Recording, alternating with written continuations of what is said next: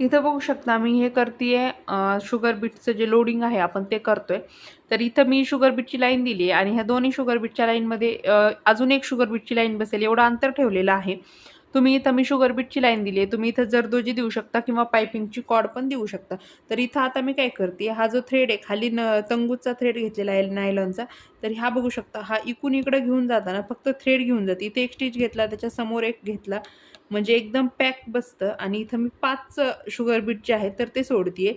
तुम्ही 3 सोडू शकता किंवा 4 सोडले तरी देखील चालेल. परत इकडे जायचं आहे आणि हे एकदम क्रॉसमध्ये घ्यायचं आहे. जेव्हा तुम्ही एकदम क्रॉसमध्ये घेता ना, त्यावेळेस जी फिनिशिंग येते ना, ती एकदम छान येते. आणि तुम्ही कुठलंही वर्क करताना थोडं जास्त क्रॉसमध्ये घेतलं, तर त्याची फिनिशिंग पण छान येते आणि वर्क करताना ते पटापट उरकतं देखील. आणि प्रत्येक वेळेस तुम्हाला असे 5-5 मी इथं शुगर बीट सोडत आहे आणि ही जी लोडिंग आहे, ही पूर्ण करून घेत आहे. तुम्हाला ही डिझाइन पाहायची असेल, तर लवकर